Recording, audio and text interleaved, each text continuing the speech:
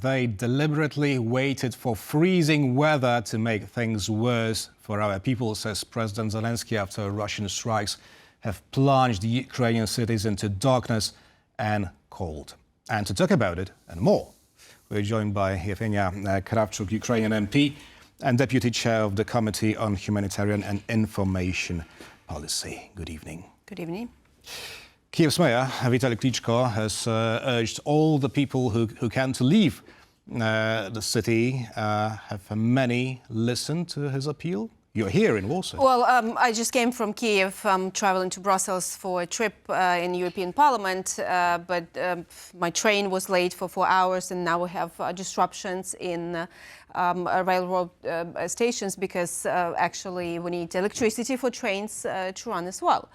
I will disagree with Mayor Klitschko because I live in Kiev, but we have a small house outside of Kiev as well, and the electricity is not there in this regional house for now 5 days in a row. No electricity, because before that we also had a very hectic weather. We had rain and then it froze. So basically all the rain now is on the grid, on all the infrastructure. So, and indeed, on the 8th we had probably one of the biggest attacks on Kiev. We had more than 100 Shaheds, drones at the same time, ballistics and missiles flying, you know, like wave after wave, and it was for 5 hours in a row.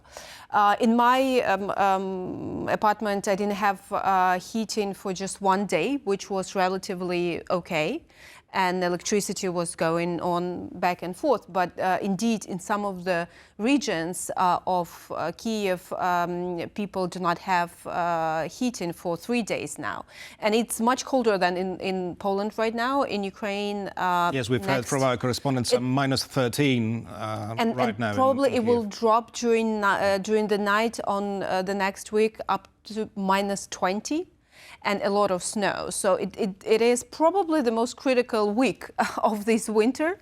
And of course, Russians waited for this weather. We knew there will be an attack because everyone can see the weather forecast. And Russians want to have humanitarian catastrophe because, you know, Kiev is 4 million people.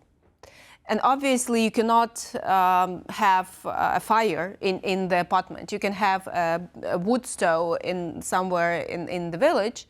But obviously, to cook food, you know, you have some people that cannot move, you know, with disabilities, cannot, you know, access food and everything. So it is a big challenge. Well, it's not the first time, actually, that Russians exploit cold weather to inflict as much pain on Ukrainians as they can. But this winter, something else has happened. Ukraine has responded and attacked the electricity grid in Belgorod, if I'm not mistaken. Well, it's been going on for maybe 1 year already, and the drones are disrupting Moscow as well. The airports are being closed. I mean, that's actually very important. Yes, to put it on Russian soil. I'm talking specifically about heating and electricity, because the residents of Belgorod, Russians living there, are experiencing the very same situation that Ukrainians living in Kiev. Now, are you, I can't use the word happy about it, right? But do you feel it's a right move, this sort of retaliation? And I want to make this clear. Ukrainian drones are attacking only military, you know, military capacities or oil refineries, because Russians are getting money from all the products they produce out of oil. So these are the targets. And why is the aim like Kiev? Well, first of all, it's a capital. And second, it's a lot of people living in the same place. And it's something that Russians want to destroy the will to, you know, to fight more. That's why they target, and I can see it from the map, the heating plants. not the military purpose, for military purposes or, something that is connected to military. And again, they used these ballistics that flies like 13,000 kilometers per hour, and it hit. Oh, you're talking about the Oreshnik? Yes, and it hit the place. It didn't make sense, obviously, the result of this attack, but it was very close to Polish border. So I think it's more psychological factor for Europeans. And that's the reason why tomorrow the United Nations Security Council will convene to discuss this very issue. What will be the Ukrainian message? Well, Security Council of United Nations is not really a resolveful organization. It's basically a speaking club. But it is important to have this, focus on this another attack. Because obviously, Russians are trying to destabilize other countries. And trying to show that Europe is the sphere of interest of Russian Empire, as they think it was, but they lost it, after the Iron Curtain, after the USSR dissolved, and they still want these spheres of interest. And, we see that sort of this situation with Western Hemisphere and Trump's actions might, lead somewhere in Putin's mind that, well, that's the division of spheres of interest, and America will have the Western Hemisphere, and we're doing what we want in Eastern Hemisphere in Europe.